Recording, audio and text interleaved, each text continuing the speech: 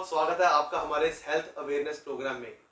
आज का टॉपिक बहुत ही इंपॉर्टेंट होने वाला है। प्लीज वीडियो को स्किप मत कीजिएगा। हम अक्सर सुनते हैं, हम अक्सर बोलते भी हैं, यार मेरा सर में बड़ी दर्द हो रही है, थोड़ी चाय पी लूं, थोड़ी कॉफी पी लूं, कहीं घूम आऊं, थोड़ा रिलैक्स कर लूं। तो जी हाँ, बिल्कुल आपने सही सुना। आज का टॉपिक है हमारे सर दर्द के ऊपर, यानी हेडेक। आज हमारे बीच जाने माने पेन मैनेजमेंट स्पेशलिस्ट डॉक्टर ध्रुव बेबरा जी मौजूद हैं। सर बहुत बहुत स्वागत है आपका हमारे हेल्थ अवेयरनेस प्रोग्राम में। Thank you so much for the invitation. पहले भी हमने आपका एक ये टॉपिक लिया था हेल्थ अवेयरनेस के ऊपर, हेडेक के ऊपर। हम थोड़ा उसको कंटिन्यू भी करेंगे। सर पहले तो हम जानना चाहेंगे कि ये हेडेक जो है, सर दर्द एक नया सर दर्द बन चुका है, हम बोले अगर तो कुछ गलत नहीं होगा कहना। तो सर दर्द मेडिकल डेफिनेशन में है क्या? अब basically sir, headache is basically nothing but a pain in the head. Now if we talk about it, वो दो तरीके से हो सकता है, या दो तरीके से अगर हमने उन्हें डिवाइड करने की कोशिश करी है। एक, हेडेक उन कारणों से होता है जिसके कारण ब्रेन के अंदर होते हैं, ठीक। पर उसके अंदर सिर्फ हेडेक नहीं होता, हेडेक के साथ कुछ अलग और चीजें भी होती हैं, जैसे कि उल्टी आना, बुखार होना, वजन कम हो जाना, मिर्गी के दौरे पड़ना, सुनने में प्रॉब्लम होना, बैलेंस का इशू। तो उसके अंदर पेशेंट को इवैल्यूएट करना पड़ता है और उससे हमें पता चलता है कि अंदर एक्चुअली चल क्या रहा है।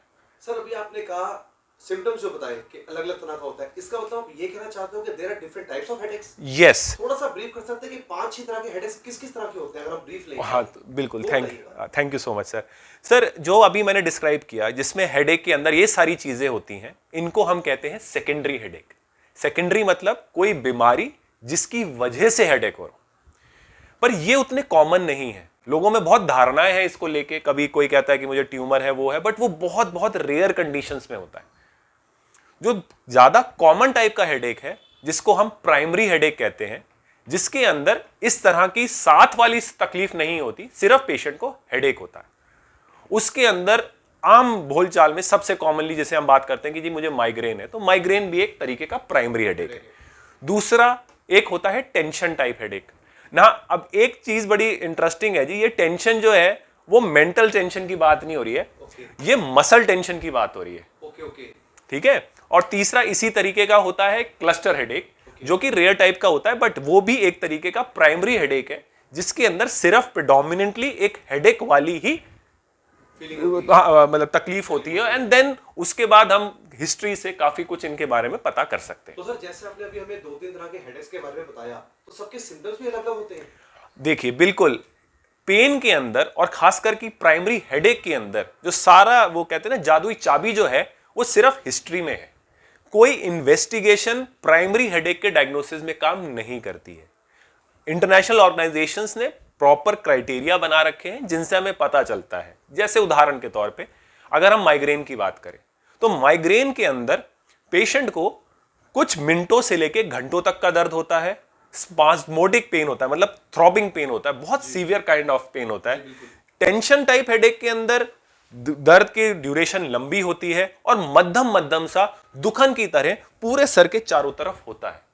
जबकि क्लस्टर हेडेक ऐसा होता है, वो बहुत ही ज्यादा सीवियर फॉर्म ऑफ हेडेक है, जो सेकंडों से लेके मिनटों तक होता है। आंखों से पानी आना, नाक बहना, वो सारी चीजें उसके साथ होती है। बट और उसी के अंदर फिर इनके और सब टाइप्स हैं, वो थोड़ा टेक्निकल हो जाता है। आपने जो 2-3 टाइप्स के हेडेक्स बताए, उसमें आपने काफी ज्यादा हमें सिम्टम्स बताए। सर आजकल हम देख सकते हैं, हम गैजेट बहुत यूज करते हैं, चाहे हम हो, आप हो, कोई भी हो, बच्चे भी हैं, उल्टा लेटकर, सीधा लेटकर, लैपटॉप को हम आजकल अपनी चेस्ट पे रखते हैं, बहुत कुछ कर रहे हैं। हम इवनिंग में भी या नाइट में भी हम बहुत मोबाइल यूज कर रहे हैं। सर सर्वाइकल इश्यूज बहुत बढ़ रहे हैं हमारे।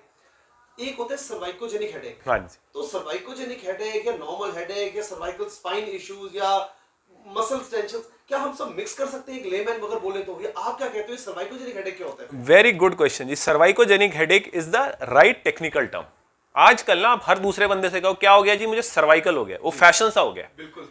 सर्वाइकल का मतलब होता है गर्दन, ये सबको क्लियर होना चाहिए। सर्वाइकल का मतलब होता है गर्दन।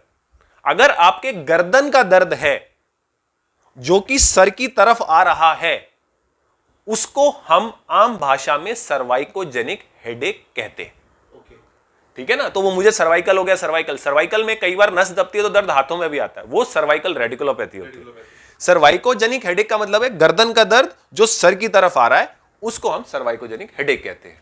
इसका बस यही मेन लक्षण है कि हाँ मुझे अगर सर्वाइकोजेनिक हेडेक है तो मतलब बस मेरा दर्द गर्दन से लेके सर पे आ रहा है, हाँ दैट्स ऑल। मतलब बहुत सी चीजें हैं, बट हाँ उसके अंदर गर्दन में दर्द होगा, गर्दन के मूवमेंट के अंदर दर्द होना शुरू हो जाता है, स्टिफनेस बढ़ जाएगी हमारी। स्टिफनेस। देखिए एक चीज तो याद रखिएगा कि कभी भी दर्द होता है तो आसपास की मसल्स जो है वो स्टिफ होने शुरू हो जाती है।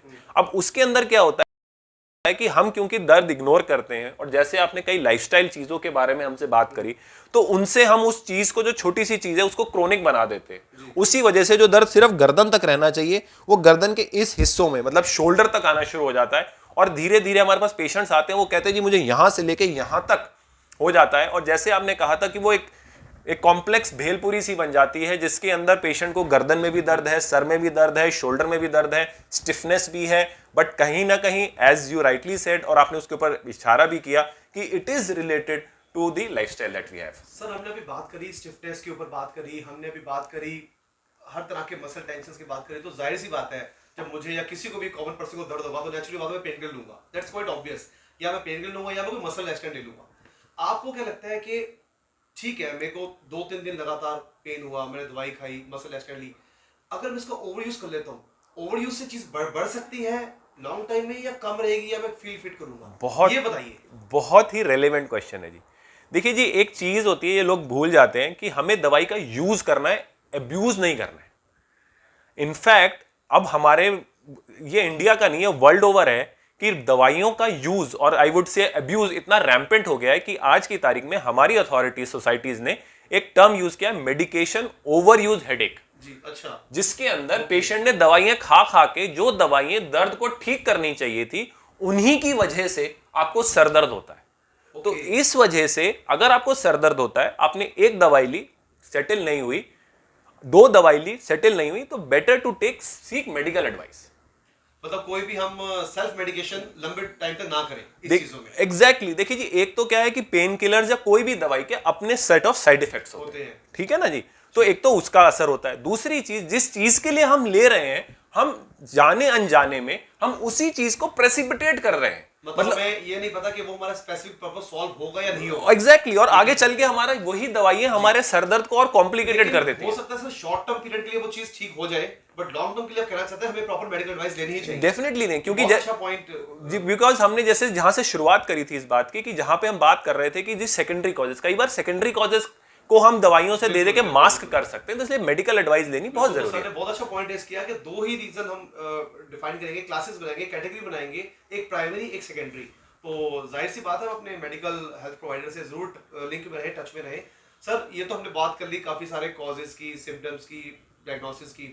अब लास्ट में हम बात करें कि आजकल कॉर्पोरेट कल्चर बहुत देखते हैं, या कॉर्पोरेट कल्चर देखूं, या मैं पीछे कोरोना काल में देखूंगे, हम घर पे रहे, वर्क फ्रॉम होम करा, बच्चे भी काफी ज्यादा इन्वॉल्व रहे गैजेट्स के ऊपर। आप एक जनरल वे में लोगों को क्या मैसेज देना चाहेंगे सोसाइटी को कि हम एक अपनी लाइफ से जीते हुए, अगर मुझे कोई स्टिफनेस हो रही है, मुझे कोई थोड़ा अजीब सा फील हो रहा है, मैं आपको कैसे रिलैक्स करूं? मुझे सर दर्द भी अगर हो रहा है, मैं दवाइयां नहीं लेना चाहता, अदर देन मेडिसिन, क्या मैं इसको ठीक कर सकता हूं अपनी लाइफ से चेंज करके? वो मैसेज दीजिए। देखिए जी बिल्कुल, ये एक साइंटिफिकली प्रूवन बात है कि हेडेक्स में, और स्पेसिफिकली एनी पेन में, और स्पेसिफिकली हेडेक की अगर हम बात करें, तो देयर आर पोटेंशियल ट्रिगर्स जो कि साइंटिफिकली प्रूवन है। उसके अंदर अगर हम गैजेट्स की बात करें, अगर हम बहुत देर तक गैजेट्स देखते हैं, तो जो फ्लिकरिंग लाइट्स जिसे हम कहते हैं, कभी लाइट ज़्यादा कभी कम, स्पेशली डार्क में देखने से हमारे हेडेक की चांसेस बढ़ जाते हैं। तो that is one. Secondly loud music सुनना, ऑड पॉस्चर्स में रहना, खाना स्किप करना, न्यूट्रिशनल डाइट ना लेना, these are all potential triggers. कई बार स्मेल से भी हमें होता है, तो these are all potential triggers. तो देयरफॉर अगर हम ये चाहते हैं कि हमें हेडेक ना हो, और अगर हेडेक होता है तो उसकी फ्रीक्वेंसी और इंटेंसिटी कम हो, तो हमें डेफिनेटली गैजेट्स का इस्तेमाल एक तो कम करना चाहिए। बट हाँ, अगर आपका प्रोफेशन है तो आपको प्रोटेक्टिव गियर यानी कि कम ब्राइटनेस पे देखना चाहिए, एंटी ग्लेयर चश्मे होने चाहिए, और थोड़े फ्रीक्वेंट इंटरवल्स होने चाहिए। ऐसा नहीं है कि 12 घंटे 14 घंटे आप कंटिन्यूअसली देखते रहे। बिल्कुल सर, आपने भी एक बात करी डिजिटल के ऊपर, आपने कि हम, अगर मैं यहाँ पे सिर्फ छोटा सा एक पॉइंट अगर रेज करूँ कि डिजिटल स्ट्रेन, जो डिजिटल स्ट्रेन हमारा आंखों के लिए बढ़ रहा है सर, उससे भी क्या हमें हेडेक होता है? हो सकता है, बिल्कुल हो सकता है सर। डेफिनेटली प्रूवन है कि अगर आप फ्लिकरिंग लाइट्स वाला कोई भी चीज देखते हैं तो आपको दर्द हो ही सकता है। इसका सिंपल एग्जांपल है, हमने हर कोई शादी या कोई पार्टी अटेंड करी होगी जिसके अंदर डिस्को लाइट्स लगती है और नॉइज भी होती है, उसके बाद मतलब मेजॉरिटी लोगों को हल्का सा सर भारी लगता है।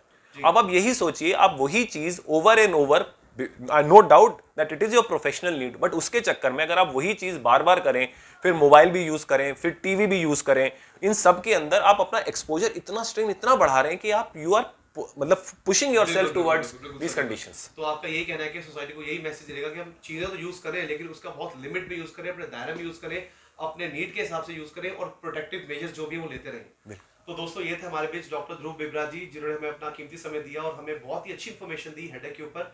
ये प्रोग्राम किसी भी तरह का सब्स्टिट्यूट नहीं है आपके मेडिकल ट्रीटमेंट का, ये सिर्फ एक इन्फॉर्मेशन के लिए है, आपकी नॉलेज के लिए है। और हम चाहते हैं आपको ये हमारा प्रोग्राम बहुत पसंद आया होगा। हम चाहते हैं सर भी हमें टाइम टाइम ऐसी इन्फॉर्मेशन देते रहे और आज हमने ये टॉपिक लिया है, हम आगे भी सर बहुत डिफरेंट टॉपिक्स जो है पेन मैनेजमेंट के ऊपर आपने लेते आएंगे। और अगर आपको किसी भी तरह का मेडिकल इशू आता है, चाहे वो पेन से रिलेटेड हो या आपका जनरल इशू भी हो, प्लीज आप अपने हेल्थ केयर प्रोवाइडर या डॉक्टर से टच में रहें, लिंक में रहें। और यही दुआ करते हैं भगवान से कि आप सभी स्वस्थ रहें, व्यस्त रहें, मस्त रहें। Thank you so much sir. Thank you so much.